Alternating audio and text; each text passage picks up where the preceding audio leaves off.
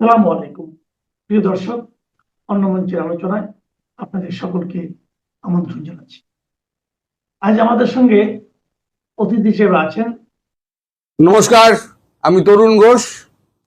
আজকে একটা তারেক রহমান নিজে একটা ড্যামেজিং কাজ করেছেন। এখন বাংলাদেশের যে নিউজ পেপারগুলো এবং মিডিয়া গুলো সমস্তটি ইউনূসের আমল থেকে সমস্ত তো সরকারি কন্ট্রোলে। সেখানে মানব জমিনে একটা আর্টিকেল বেরিয়েছে যে ভারতবর্ষ নাকি হতাশ হয়ে শেখ হাসিনাকে কাতারে পাঠানোর ব্যবস্থা করছে এবং তাদের কূটনৈতিক সূত্র জানাচ্ছে, এই কূটনৈতিক সূত্রে আমি পরে আসছি, কূটনৈতিক সূত্র জানাচ্ছে যে শেখ হাসিনা তাকে বিকল্প বাঁচতে বলা হয়েছে, বিকল্প আওয়ামী লীগের লোক বাঁচতে বলা হয়েছে। তার উপরে নাকি ভারতবর্ষের আর কোনো আস্থা নেই। আমি একটা কথা এই মানব জমিনের প্রতিবেদককে জিজ্ঞেস করি, আপনাকে কোন কূটনৈতিক সূত্র বলেছে? একবার আকার ইঙ্গিতে বলুন আমায়। আমি তো কূটনৈতিক সূত্র আমি আভাস ইঙ্গিতে বলে দিই, এটা আমার অজিত দোভাল বলেছে, এটা আমায় বিক্রম মিস্ত্রি বলেছে, এটা আমায় রবি সিনহা বলেছে, আমি পরপর বলে দিই।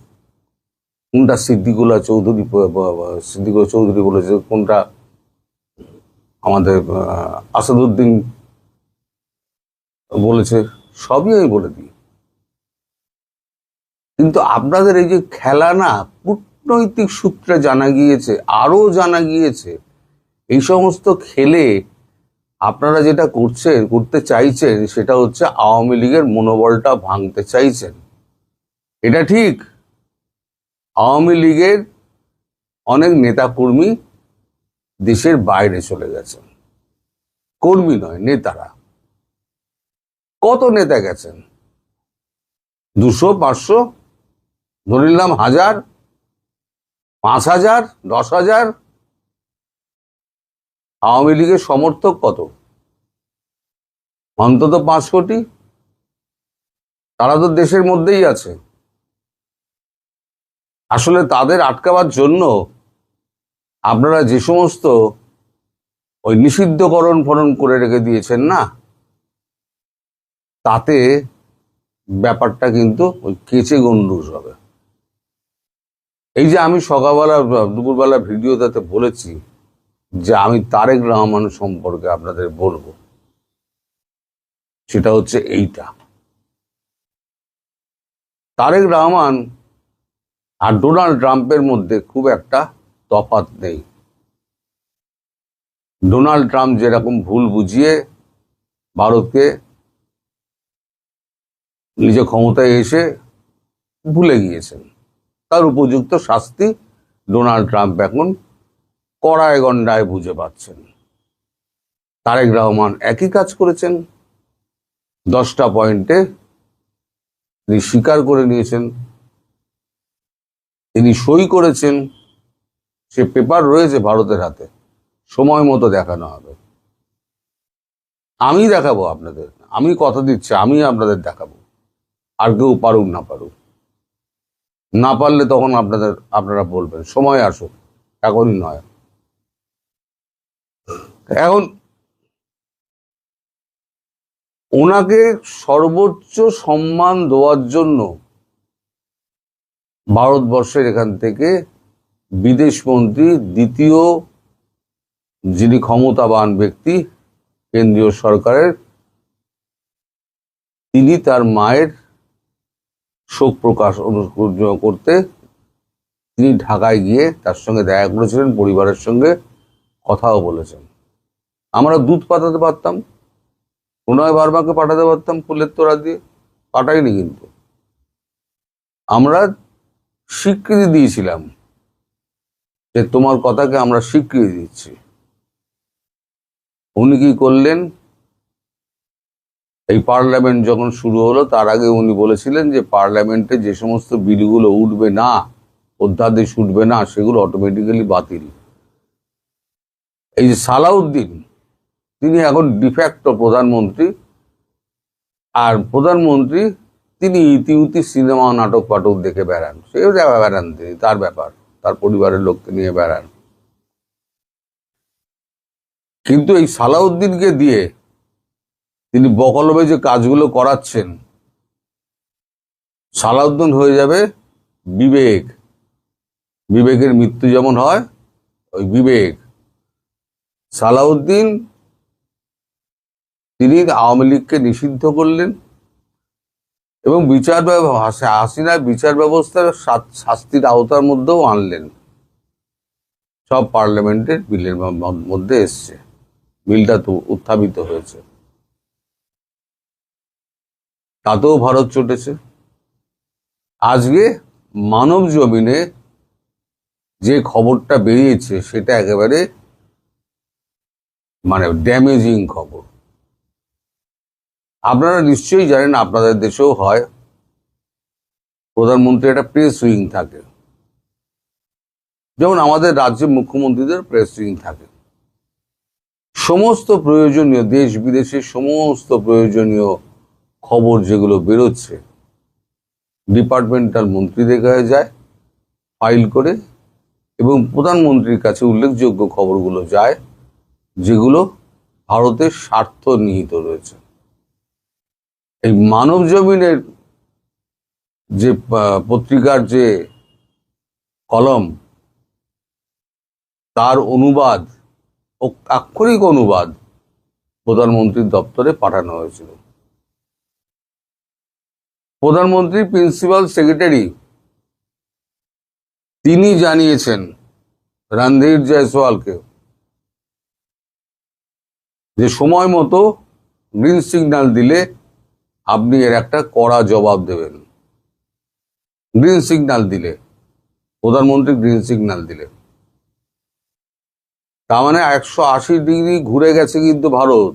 তারেক রহমান, আপনি বুঝতে পারছেন না, আপনি এখনই কিছু বুঝবেন না। ভারত একদিনে কিছু করে না।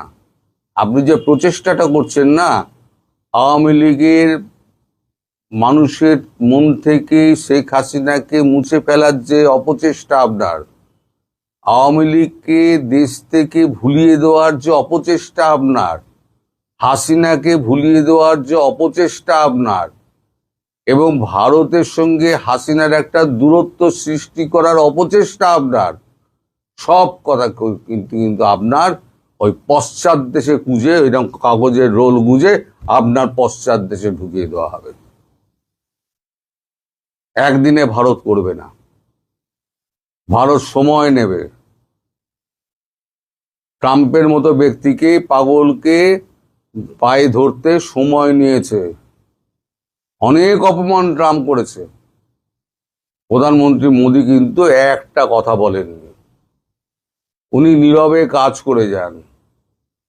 উনি একটা মুখে কথা শুনবেন না ওনার। যখন কাজটা হয়ে যায় তখন লোকে বোঝে যে ডান্ডার বাড়িটা কেমন পড়েছে। আপনি তো হলেন গিয়ে চুনো পুঁটি, আপনি হলেন চুনো পুঁটি। আপনি আপনার পররাষ্ট্রমন্ত্রীকে পাঠিয়েছেন শেখ হাসিনাকে হস্তান্তরের ব্যাপারে কথা বলতে, উপযুক্ত জবাবটা পেয়েছেন? আপনাদের মনে থাকতে পারে দর্শক, এর আগে ওই আপনাদের ইউনুস মিয়া, তিনি অনেক কষ্টে একবার দেখা করেছেন। দেখা করে তিনি প্রথম প্রস্তাবটা দিয়েছিলেন শেখ হাসিনার প্রত্যার্পণ। সঙ্গে সঙ্গে মোদিজি ওনাকে বলেছিলেন ইসকো ছড়িয়ে আগে বলিয়ে, হাসিনার ব্যাপারটা ছড়িয়ে আগে বলিয়ে। সেই একই ভুল আবার একটুখানি খেলতে গিয়ে খলিলুর রহমান লিঙ্গি খেয়ে পড়ে গেছেন। তারপরের থেকে আলোচনা একদম পুরো ভেস্তে গেছে, কিচ্ছু পায়নি। এখন বড় বড় কথা বলছেন। আমরা গঙ্গা চুক্তি নিয়ে আমি এই সমস্ত কথা বলেছি, সম্পর্ক স্থাপনের প্রথম ধাপ। আপনি ভারতকে শর্ত দেবেন? বাংলাদেশ ভারতকে শর্ত দেবে? সে জায়গায় বাংলাদেশ আছে? আপনারা আছেন? বাংলাদেশকে সেই জায়গায় রেখেছেন? শর্ত দেওয়ার জায়গায় যিনি ছিলেন তিনি হচ্ছেন শেখ হাসিনা, যিনি ভারতের সঙ্গে বন্ধুত্ব করে বাংলাদেশকে একটা উচ্চতায় পৌঁছে নিয়ে গিয়েছিলেন। আরো যদি এই 2 বছর যে আপনারা দেশটাকে ধ্বংস করলেন, যদি উনি থাকতেন দেশটার আরো উন্নতি হতো। আপনারা কি করলেন? আমি কিন্তু সেই সময় কিন্তু যখন 5 তারিখে যখন এই ঘটনা ঘটলো, আমি কিন্তু 8-10 তারিখ নাগাদ একটা ভিডিও করেছিলাম। দেখবেন 8 কিংবা 10-এ আপনারা আগস্টে 2024-এ আপনারা পাবেন যে এই যে বাইরে থেকে লোকজন ঢুকেছে সব সেনাবাহিনীর এতে ঢুকেছে, মদতে ঢুকেছে, এবং ওয়াকারুজ্জামান এর মধ্যে পুরোপুরি জড়িত। তিনি জামাতের সঙ্গে হাত মিলিয়ে এই কাণ্ডটি করেছেন। গেটের পর গেট তিনি খুলে দিয়েছেন। অবশ্য শেখ হাসিনাকে উনি বরাবর বলে এসেছেন যে সব ঠিক আছে, আপনি চিন্তা করবেন না প্রাইম মিনিস্টার, আমি সব দেখে নেব। ওনাকে ভুল বুঝিয়ে আপনি রেখে দিয়েছিলেন।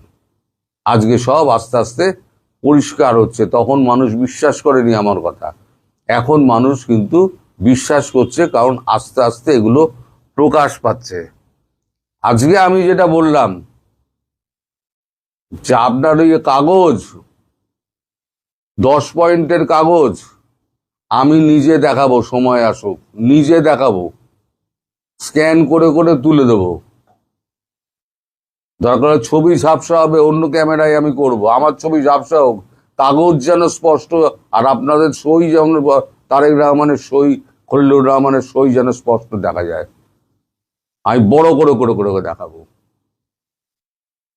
আপনাদের মান ইজ্জত সমস্ত ধুলোয় মিশিয়ে দেবো। ভারতের সঙ্গে পাঙ্গা নেন আপনারা, চোখে চোখ রেখে কথা বলবেন। আওয়ামী লীগের কোমর ভাঙার চেষ্টা করছেন, মুক্তিযুদ্ধকে অস্বীকার করার চেষ্টা করছেন। ভাসানী নিয়ে যা কীর্তি আপনি করেছেন, তারপরে তো আপনার মুখ দেখানোর জায়গা নেই। আপনি অতিশয় নির্লজ্জ মানুষ, যার জন্য আগাপাস্তলা সেনাবাহিনী আপনাকে ঠেঙিয়েছিল উলঙ্গ করে। আপনি এখন ব্যক্তিগত এজেন্ডা আপনি পূরণ করছেন। আপনার যে সমস্ত শত্রু তাদেরকে ধরার চেষ্টা করছেন। দেশ যায় ভাঁড়বে, দেশে তেল নেই, দেশে বিদ্যুৎ নেই, মূল্যবৃদ্ধি নেই, এই অবস্থা। ভারতের সঙ্গে কোথায় এসে আপনারা বলবেন যে নেপালের থেকে আমরা বিদ্যুৎ আনবো, আপনারা একটু জমির ব্যবস্থা করে দিন, আপনার খুঁটিগুলো ব্যবহার করার সুযোগ করে দিন, যেগুলো আপনারা বন্ধ করে দিয়েছেন। বলতেন বিদ্যুৎটা ব্যবস্থা হতো, এসে বলতেন আমরা অসহায়, আমাদের চাল ডাল পণ্য আপনারা আমাদেরকে দিন, আমাদের একটা ক্রেডিট লাইন দিন। তারা শুরুতেই চেয়ে বসলেন যে শেখ হাসিনার প্রত্যর্পণ। শেখ হাসিনাকে জীবনে হাতে পাবেন না, আপনারা তো পাবেনই না। শেখ হাসিনা নিশ্চয়ই ফিরবেন, এবং যেদিনকে ফিরবেন আপনাদেরকে আমরা বলবো, আপনাদেরকে চুন চুনকে মারনে গেলিয়ে, কেউ বাদ যাবেন না,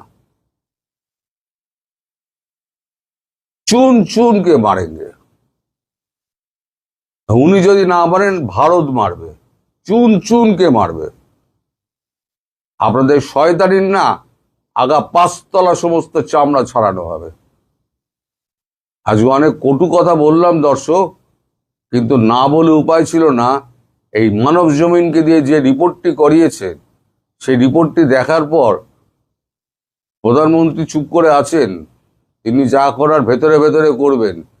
কিন্তু রণদীপ জয়সওয়াল যেদিনকে সবুজ সিগন্যাল পাবে, সেদিনকে একটা জবরদস্ত উত্তর দেবেন। সেই উত্তরের অপেক্ষায় থাকুন। আমি আর ভিডিও বাড়াবো না। সবাই ভালো থাকবেন, সুস্থ থাকবেন, সাবধানে থাকবেন। নমস্কার।